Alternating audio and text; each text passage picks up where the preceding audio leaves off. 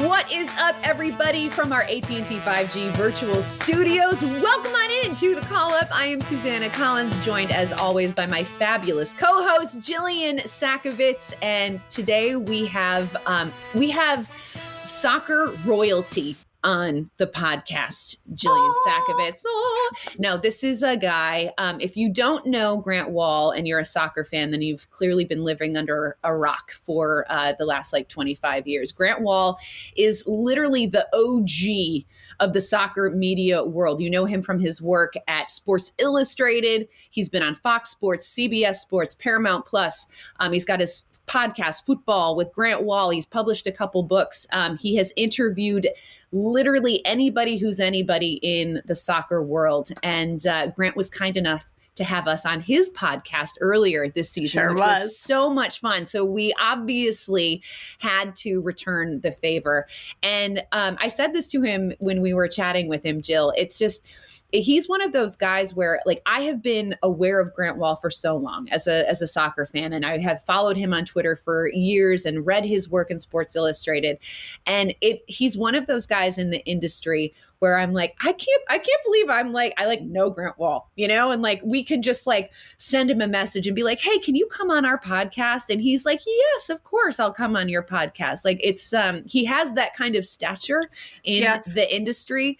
And he is such a wealth of knowledge. And some of the stories that he has shared with us are really, really interesting and fun. He's just, his soccer brain is incredible, Jill. Highly intelligent, highly successful, highly versatile.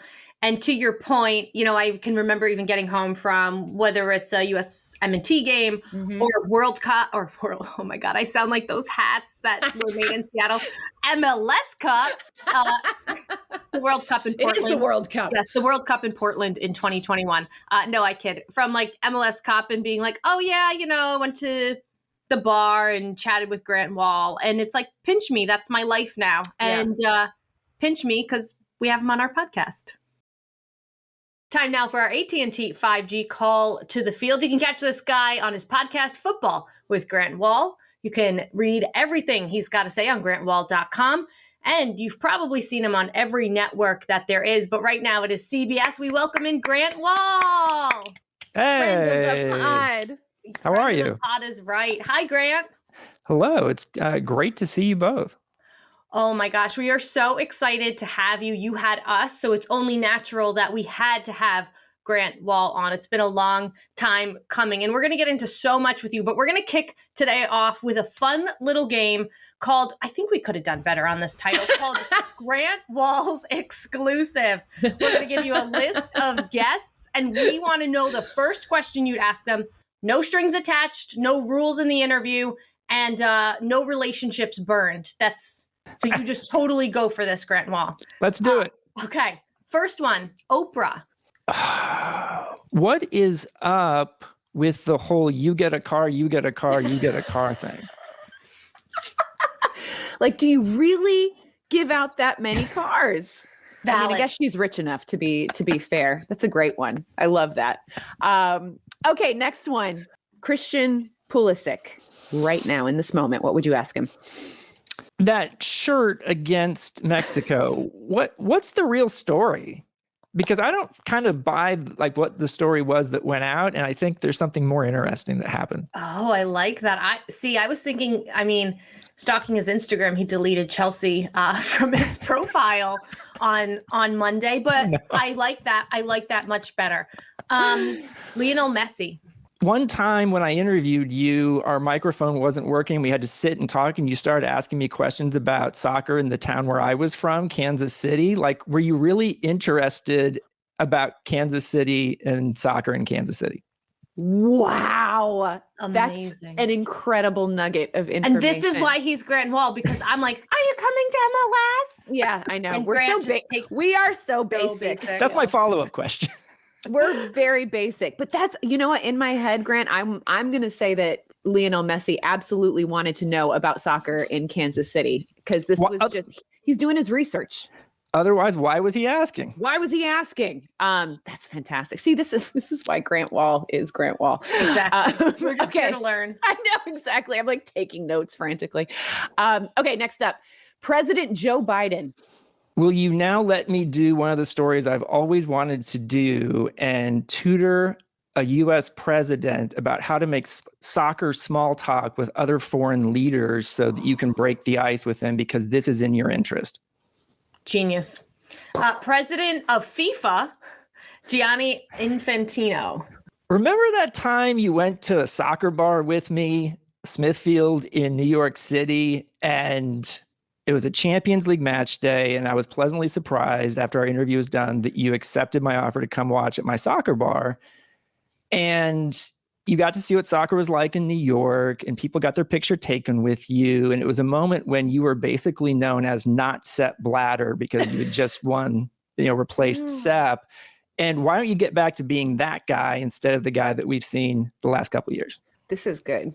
This is getting spicy, and I'm here for it. Okay. Oh God. Next one. Kim Kardashian, Grant Wahl.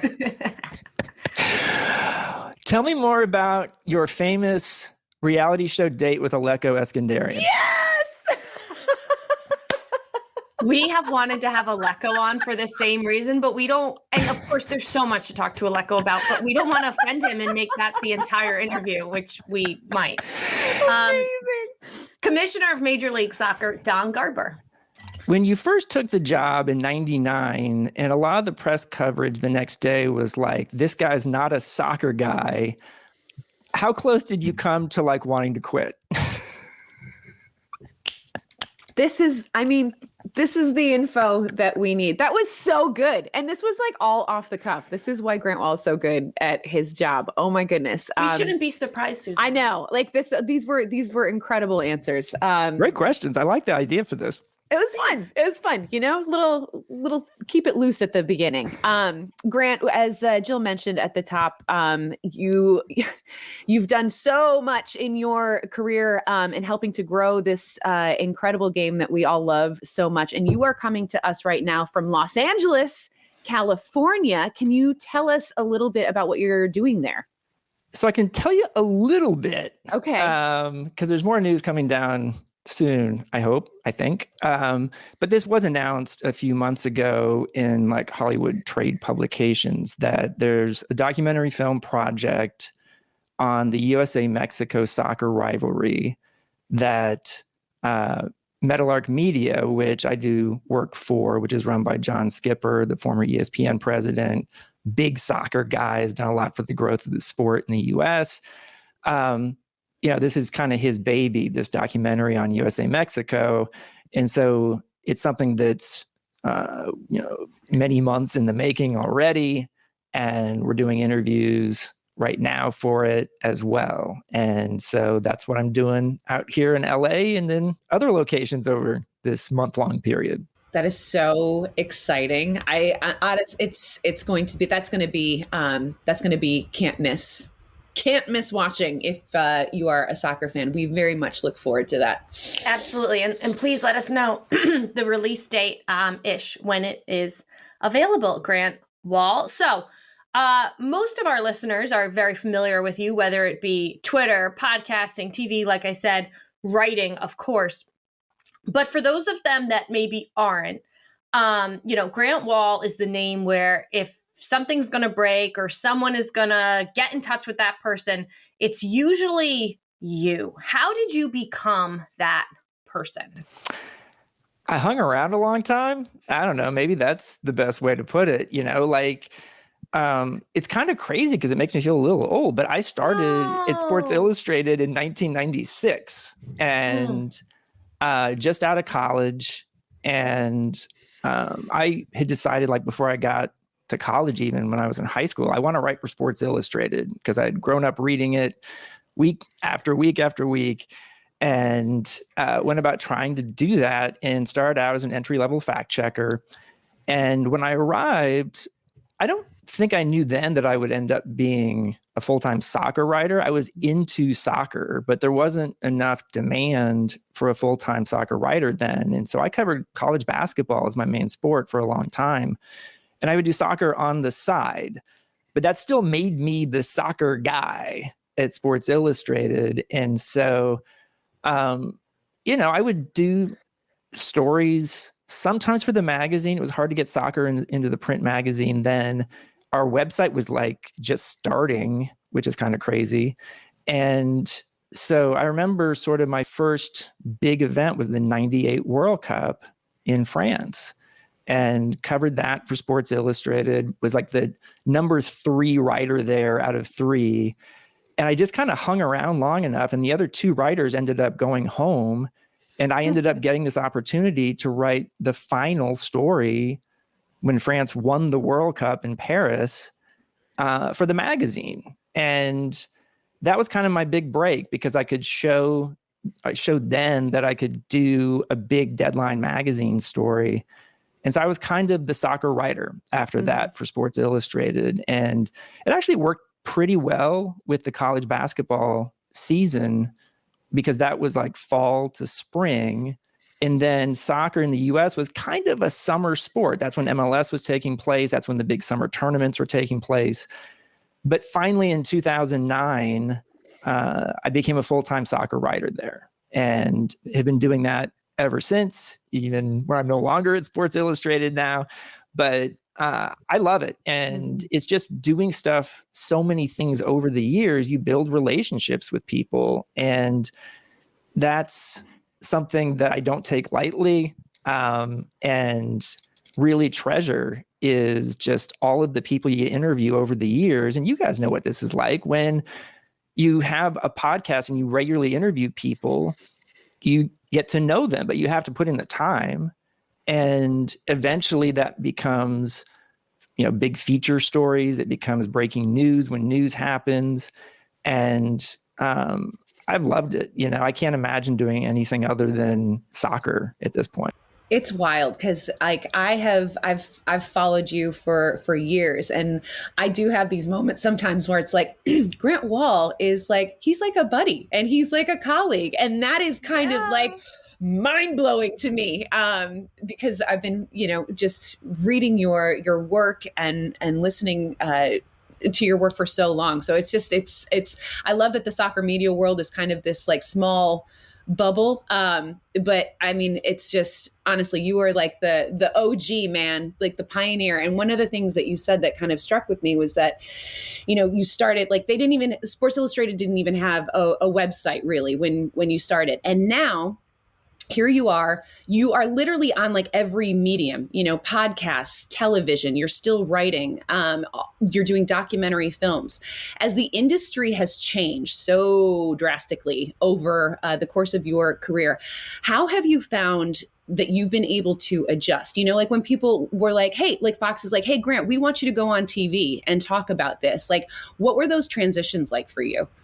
It's been a crazy process, but sort of a fascinating. It's a little like Jurgen Klinsmann would say, get out of your comfort zone. That's a terrible Jurgen Klinsmann impression, by the way. Pretty good. But it's something that I was always a natural writer. Okay, that's sort of my first original skill. It's probably still what I do best, and I understand that. But I also knew that it was going to be important to figure out how to be good on other platforms and maximize that. So it didn't come that easily. Like in college, I was a terrible public speaker, like just brutal. I would get nervous. I would get anxious, have this pit in my stomach. And I always felt like one of the required classes in college should have been a public speaking course, so that everybody gets out of college being comfortable doing something like that. But if you get enough reps, eventually you'll get better. And so I can remember at the 2010 World Cup, that was when Sports Illustrated started using more video. And they literally sent me to South Africa with a tripod and a digital camera and said, you need to shoot video of yourself outside the stadiums after every game. Oh, but by the way, we're not going to send a producer or any person. You're going to do this all by yourself and push a button and run around to the other side of the camera and have drunk England fans walking between your camera and you, and just stuff. And so like they would ask for me to write or to do like a 3-minute stand-up nobody's asking me questions. It's just me going in front of a camera. And I didn't have those skills. Whenever I'd gone on TV in the past, it was somebody asking me questions and I would answer, and that was something I could do. But it's a different skill to actually stand in front of a camera and talk and make sense for 3 minutes, and eventually sort of got that skill. But that was a big moment for something like that, which helped prepare me for when I joined Fox. And my first assignment for them was Euro 2012. And they had me literally do that after games. And so that was something at the time. Podcasts were getting bigger. So I started doing a soccer podcast at Sports Illustrated, kind of got some hosting skills with that. And sort of all along was just trying to do things that didn't feel entirely comfortable, whether it was like my first book project in 2007, which was outside Sports Illustrated. It was following David Beckham's first 2 years with the LA Galaxy.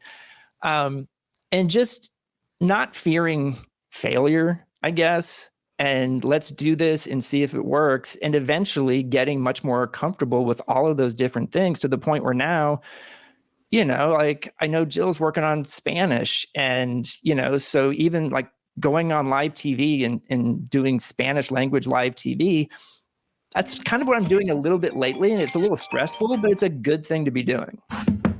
Excuse me, who didn't put her phone on silent.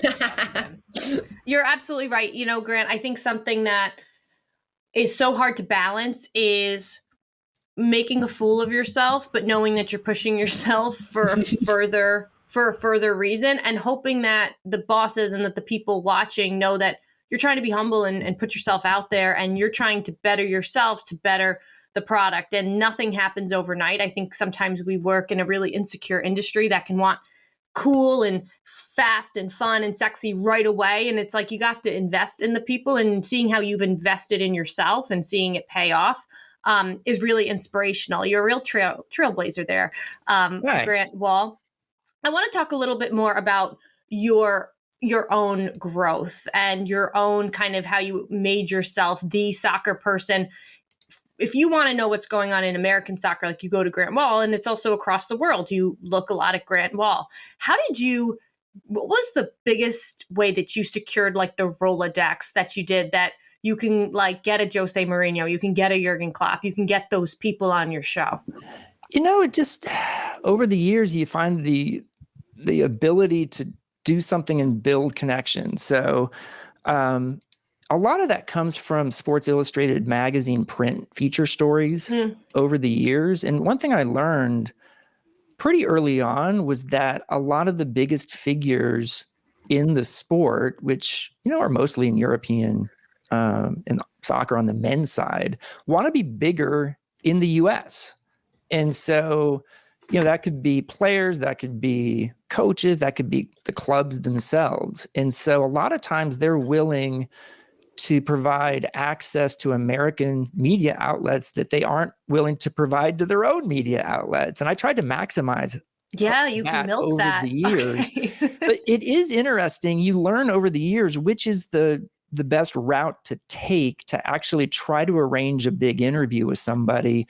And it's different in the soccer world than it is in the NBA or the NFL, because in soccer, sometimes, like, I did a cover story on Mohamed Salah right before the 2018 World Cup. And it was really cool because Salah and his agent, that was like just about the only global one-on-one interview that Salah did right before the 2018 World Cup. He wanted to do it for the United States market.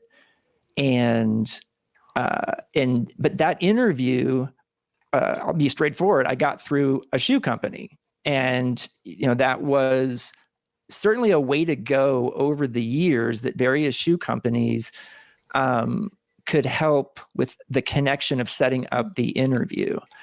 Sometimes it would be going through the club. So when I did a big story for the magazine on Jurgen Klopp in early 2020, that was through the club. I'm trying to think of other routes. There's just different ways to go. The agent, sometimes this is a very Liverpool themed thing, just for you. Listen, I know. I'm literally like eating this up. I did a big story for the magazine on Luis Suarez right before the 2014 World Cup, and we put him on the cover when he was still at Liverpool. in between biting incidents, and sandwiched it in there. And that was done through Suarez's agent, not through Liverpool, not through a shoe company. His agent happened to be Pep Guardiola's brother, by the way, which is kind of a random thing. Random. Pep Guardiola, who's a guy unto himself. And so like there's different ways of getting interviews done. And so, if I want to do an interview with a U.S. men's national team player who plays in Europe, one way to try and do it is through the U.S. soccer press officer. And they've been very helpful over the years at times. So part of this job is figuring out, if you want to do a big interview with somebody one-on-one, like what's the route? And you never know for sure, but it's sort of a fun process to figure out. It just being resourceful. But yeah, I think like we know, on a much smaller scale that securing guests and, getting people to come on is probably one of the most difficult parts of having a podcast or any sort of interview show if you're in the media and you're trying to secure an interview. So this is really, really good information, just sort of emphasizing like being resourceful. Grant, you've literally interviewed like everybody under the sun, all the biggest names in soccer. Is there one in particular that kind of maybe surprised you and how like well it actually went? Like maybe you were a little apprehensive heading into it, but then once the actual interview happened, you said, oh my gosh, I can't believe that went off that well. Who is that person for you?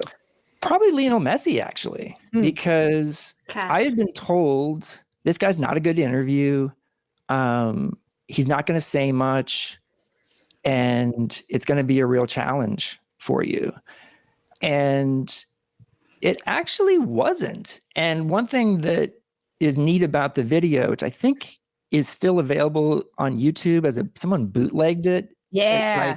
But it's out there. Thank you.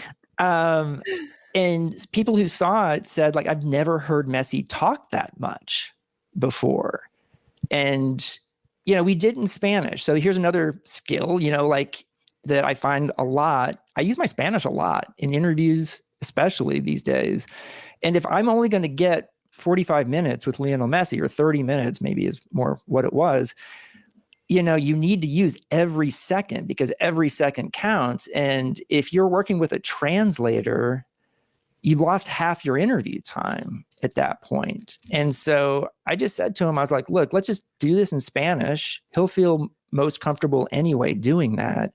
And we'll do subtitles. And we did a video and a written story. Mm-hmm. And so this is a cover story for SI right before the 2016 Copa America here in the US. And in Messi, like, he was great. Like I said, like we had the malfunction, and like he actually was asking me questions about American soccer. And I did not expect him to be curious in any way, shape, or form about me or about where I came from.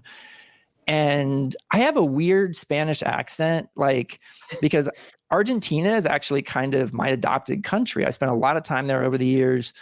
And so I have an accent that's Argentine, but I've also been around Mexicans a lot. And so I say things like ahorita, which is like right now, which is like something Mexicans say. But then I say my Y or double L sounds as je, which is an Argentine accent. You're a como te llamas. Como te llamas. And in Argentina, the familiar form of you is vos, not tu. And anyway, I sound like a weird mix of Argentine and Mexican to Spanish language people, but like Argentine enough that Messi noticed.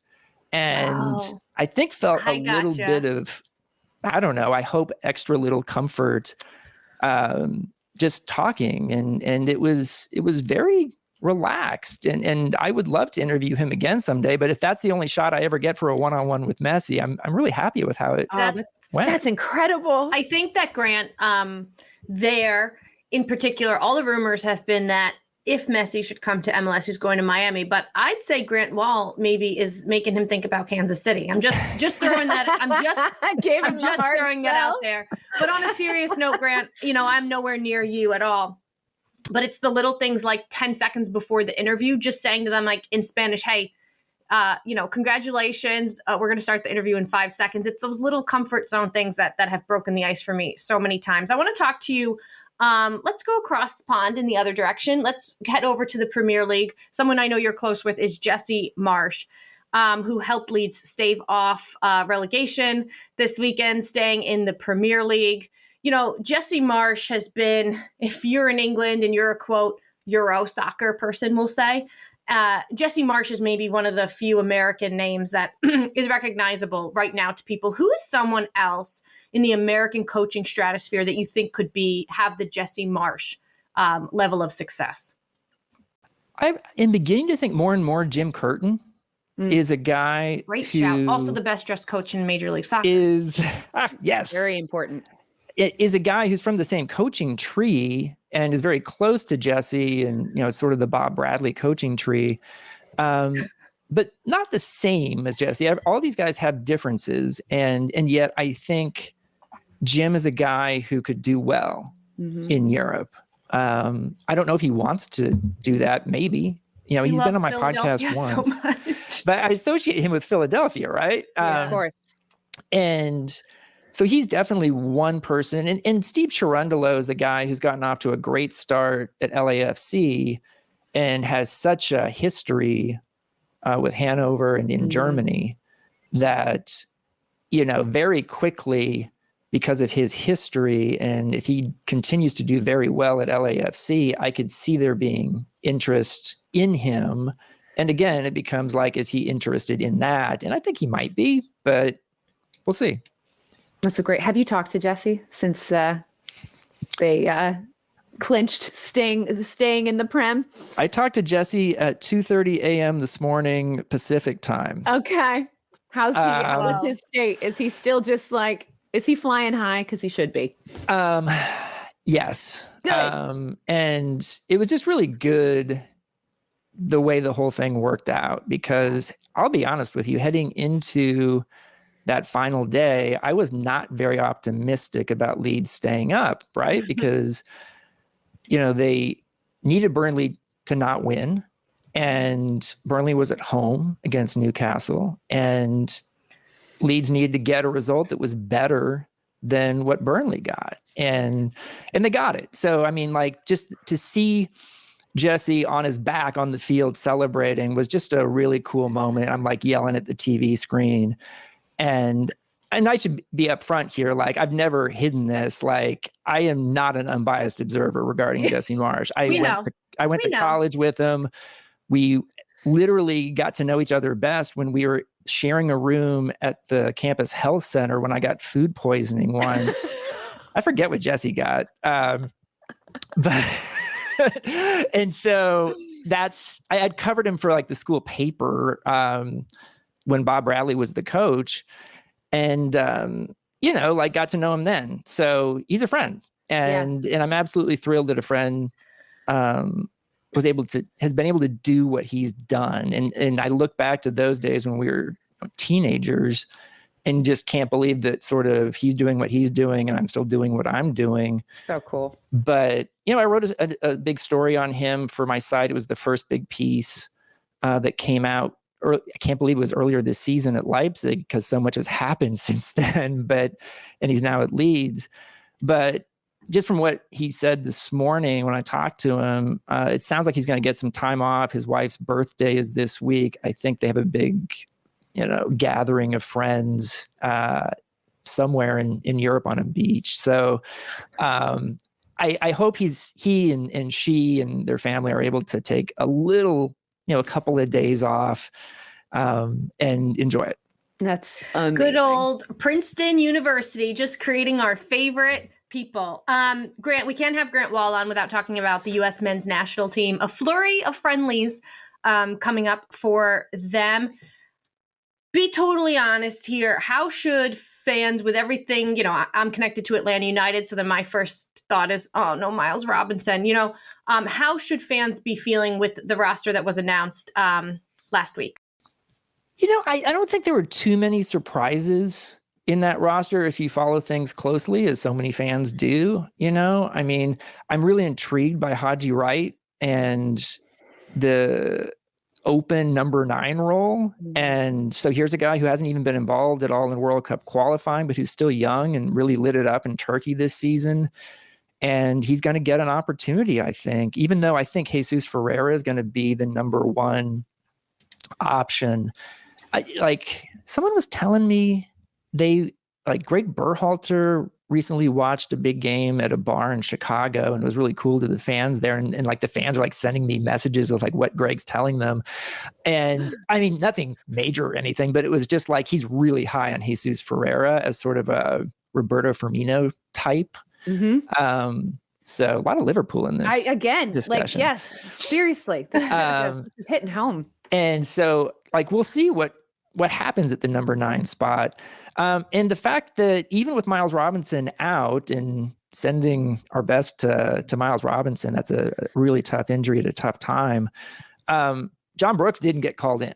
And so if that's the case, I don't see Brooks coming in under Greg Berhalter. And I do think there may be something more than we've seen reported. But in any case, just sort of the choices that Berhalter has made, I don't see John Brooks having a role with his team. And you can certainly ask the question if that's a bad decision by Greg Berhalter. But we'll see how this team does. There's 4 games in this month, 2 Nations League games that are sort of whatever, and then good friendlies against World Cup teams. So Morocco, Uruguay, and really looking forward to it, albeit those 2 games.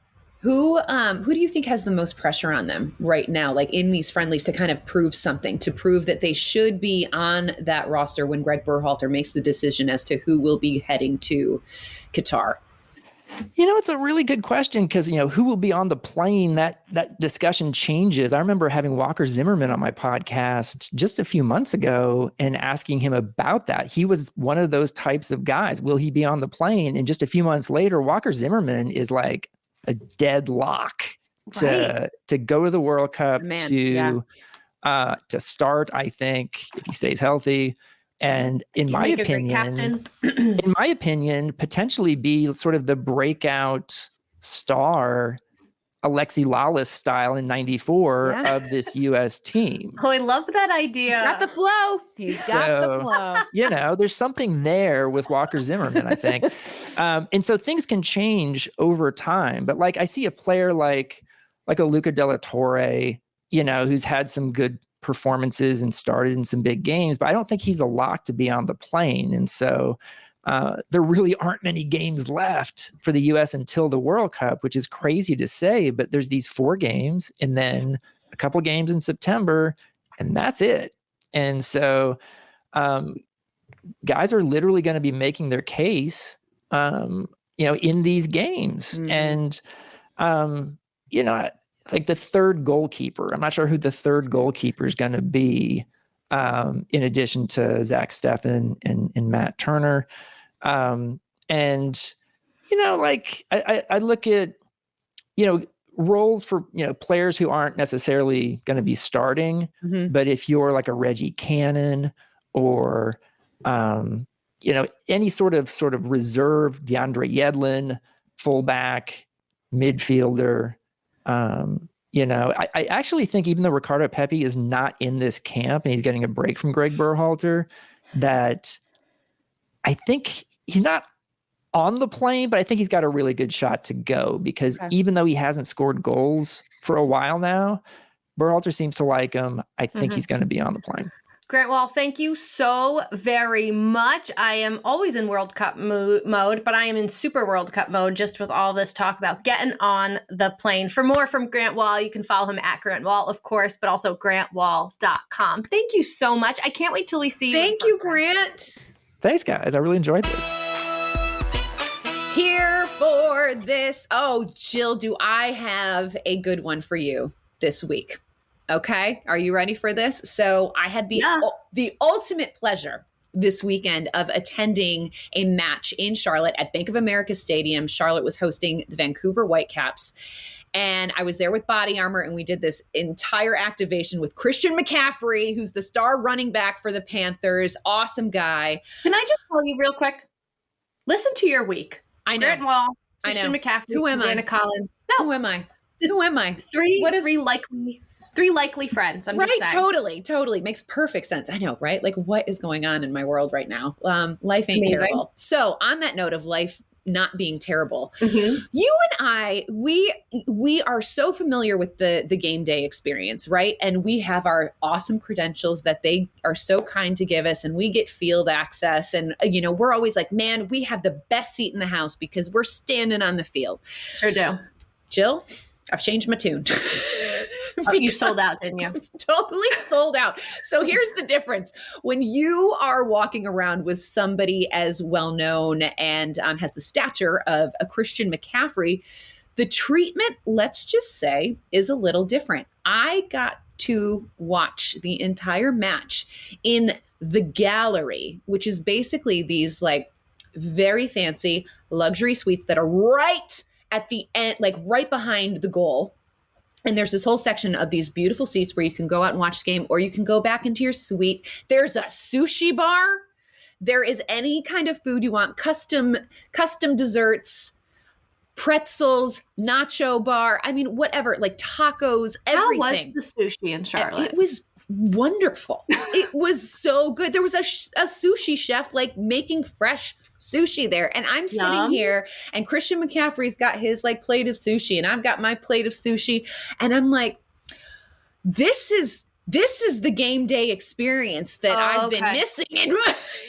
So you're trying to tell me that my overheated water bottle and a granola bar, that it can be better than that? I don't believe you. I know. I think I need to go to a game perhaps with an NFL running back myself. It was something else. And see if this is in fact true.